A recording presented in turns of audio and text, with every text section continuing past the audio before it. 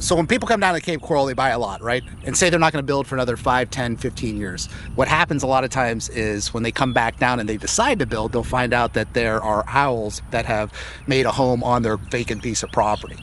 And the reason being is it could have been on their neighbor's piece of property, just like the house behind us. But when the construction started on that property, the owls then flew to their vacant lot and created a new home. Okay, behind me is a piece of property that I used to own, and you can see there's probably 6 or 7 burrowing owls nests on this piece of property. We were going to build houses on it, but we decided, with the owls already on here and to relocate all these owls, they're just going to fly to that guy's property and create a home and create a problem for him. So we worked with the Cape Coral Friends of Wildlife to take over this piece of property. So now they have control and they own this piece of property. It'll be preserved forever, which is good.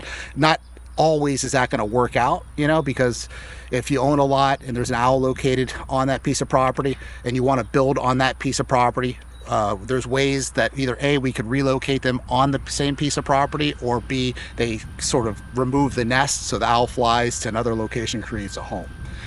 So one of the interesting things about Cape Coral is these burrowing owls. I don't see them in Lee County, but I see them all throughout the Cape Coral. So as you drive around, you'll see these white sticks, and those are indicators of a burrow that has been created.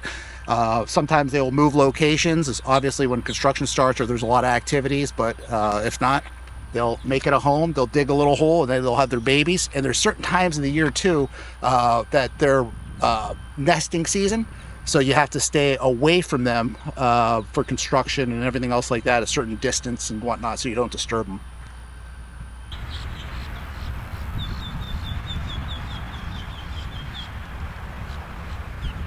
If you own a piece of property and you see these white sticks on there, you have to be aware that it's been notated that there's some sort of wildlife that's on your piece of property that has made a home.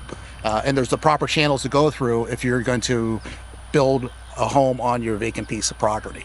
So if you're looking to buy down here, absolutely, from a builder standpoint, when we talk to customers, we'll get out in the car, we'll go drive the properties, we'll physically walk it, because they do move. So it's not like they're always on that one little spot. They may or a new bird may come in and create a new hole, so they're animals just like we are. They create new homes, they move different spots, they find new girlfriends, the whole 9 yards. So but that's something that a lot of people don't realize, the process that you have to go through and the time frames that may be involved that you have to take into consideration if you're going to be building on a vacant piece of property.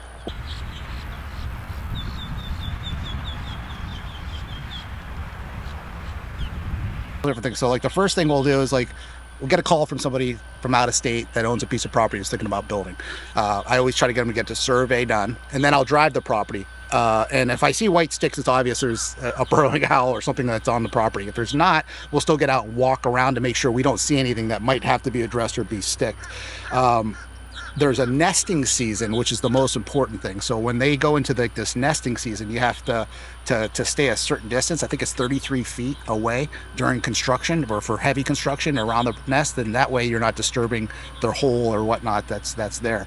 So that runs, I believe it starts in February, and I want to say it runs till July, but I'll have to verify those dates on that. And that time you pretty much it stops a project, because 33 feet on a lot that's only 80 feet by 125 is a big portion of the property. If it's maybe in the front corner or in the back corner, it might not affect it in that regards. The other times of the year, it's normally like a minimum of a 10-foot boundary around it. So you could have construction going on, but you need to put a fence around it to make sure that they're protected, that people know, because with construction sites, if you don't tell the guy, here it is, they're going to run right over it, or they could potentially damage it or hurt the birds. So if we were going to build on a lot like this and it's outside of nesting season, we would go in there, we would do a silt fence all the way around it and put more signs up just to make sure that it's really drawn to people's attention to not drive or not disturb that area.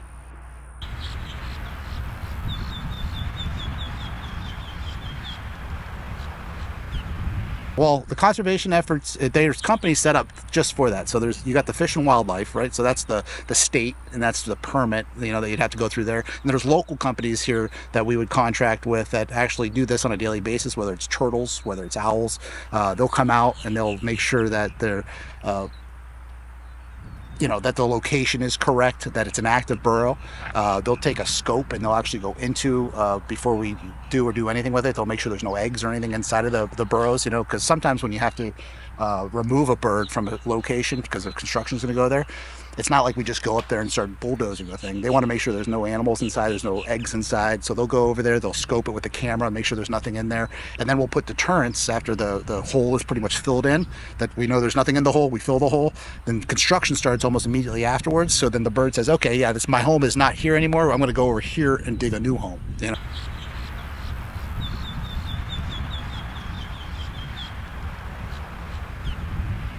But that's the part I think a lot of people really need to know about, is they could dig new homes for these birds on their own property and on properties that we're building on, so that they have a place to go, so that they're not displaced where there's no spot. They could easily live in a area in front of the property. It could be a very nice, aesthetically pleasing thing too, that people say, man, this is great, and you got a cool little pet to see every day. If people are more educated on how do I create a burrow on my own property in Cape Coral, well, there'll be plenty of homes for these birds and we could all live together.